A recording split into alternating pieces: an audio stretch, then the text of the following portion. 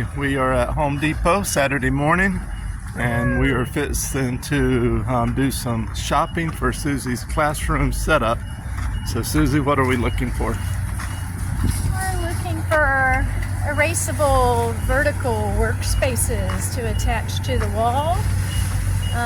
Trying to decide on the measurements. I'm in a book study with a crew at my school. And hate to say it, but after 22 years I have found something that is life-changing when it comes to math instruction. Good morning. But it requires vertical, erasable workspaces where children can work collaboratively to solve problems. So right now, trying to figure out how to get that in the cheapest way possible, but also be most effective. All right, so we'll take a look at inside in a minute, and then we'll share with you how much this whole process costs, and we'll go from there. This is what we were looking for. Now it's just a matter of... So this is what size? I think it's 96 inches by 48 inches. Doesn't say. But I looked it up online. I have to see if they can cut it for me. I think I am going to get two pieces. I think I want a little bigger workspace, but I think I'm going to go 24 inches wide, 32 inches long. At 24 by 32, we should be able to get 8 pieces out of each piece. 6.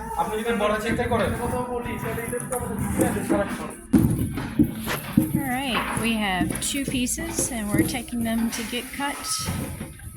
Love Home Depot. And the good people from Home Depot always help you out with cutting your pieces. So the total piece is how large, Susie? 24 wide, 32 in length. That's what the vertical boards are going to be. I'll have 12, which is a little more than I planned. Of course, they can be used on the tabletop and on the floor, but I will mount probably 8 on the walls, and then I'll have 4 that can be used on the floor. That allows them to work in pairs. I have 24 kids that can.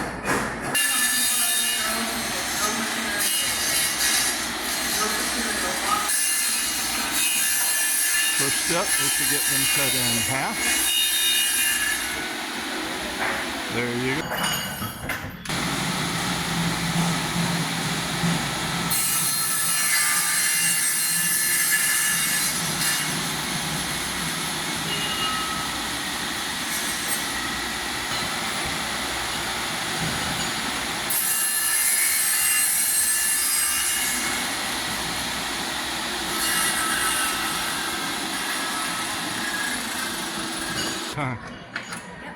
Not even sure I realized he was doing both boards at the same time. I thought he was going to have to do it again. So we've got all the boards. Susie's got a smile on her face, and we are ready to go. Thank you for your help. Okay, loaded up in the car and ready to take them home, get them cleaned up, and figure out how to get them put up on the wall. Good job, Susie. Here is the final seat for our Home Depot purchase. They did not charge us for the actual cuts. We asked them at the cash register, if they needed to know how many cuts were made, but she said no, so I guess all that was on the house. Words about your vertical workboard, Susie? No, I'm excited to get them up. We've ordered command strips, going to try that. I'm happy with the size, so now just a matter of getting them mounted so they stay up, but I think they're going to do the trick. So, and I'll have a few extras we can use as horizontal workspaces on the floor too, so that'll be nice. Yeah, it was a good buy.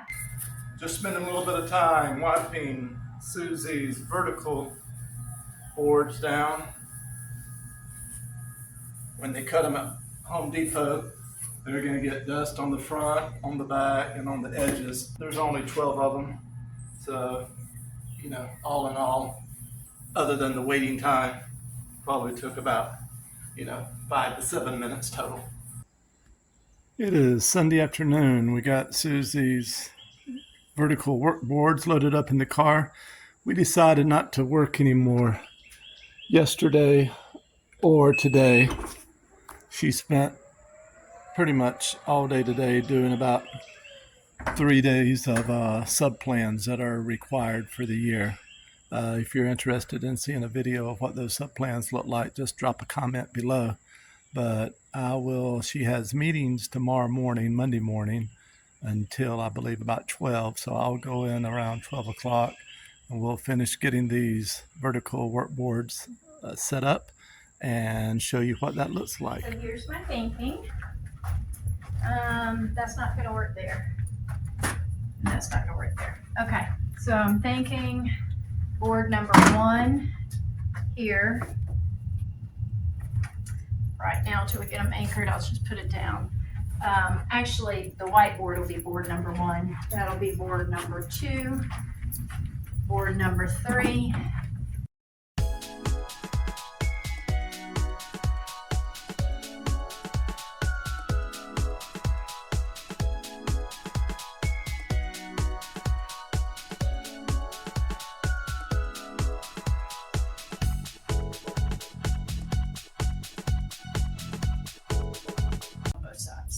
Them so they don't come down is going to be important.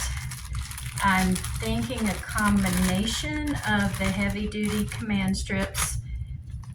Because I'm cheap, I only bought the 16 pack, which were a little over $11 for these, but I'm thinking to double them up with the clear duct tape. Hopefully keeps them attached to the walls. Yes. All right, so we connect them like this, okay, and then we take this off, and that's going on here.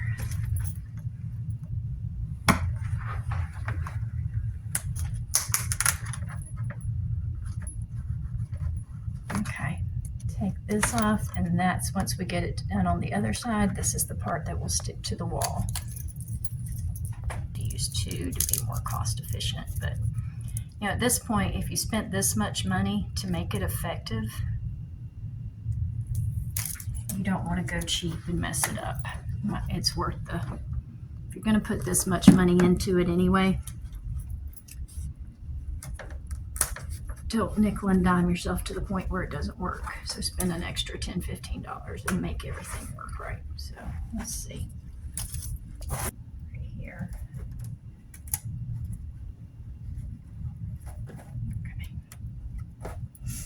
Well, this will be our first experiment. See if this, now it says it takes 2 people. Okay. But what I want to do,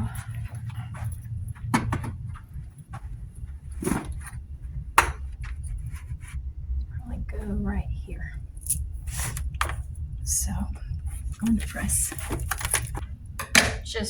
I think this will stay, but just in the interest of really making sure nothing moves, going to use this clear duct tape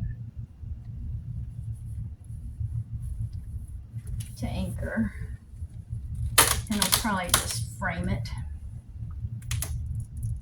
which is just a tedious process, but once this is done, hopefully that's it. We'll see.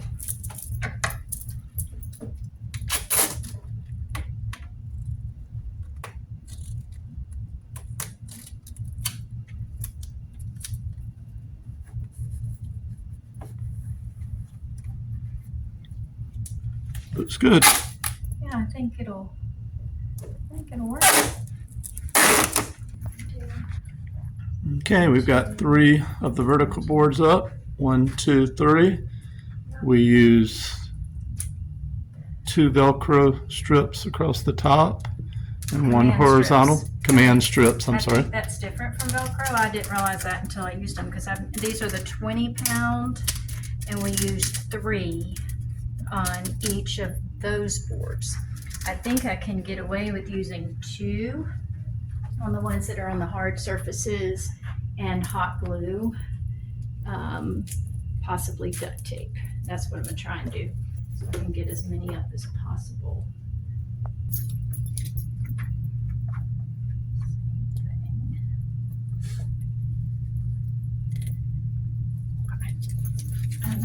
grab the glue gun. Now this is going to be the trick, is once I put the glue on, it's hot and we need to get it sealed onto the door before the glue has a chance to cool. So I'm gonna go ahead and set these up.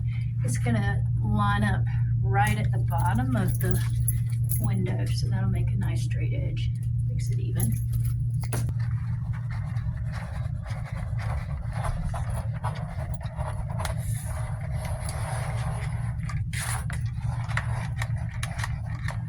Oh, I need another glue stick.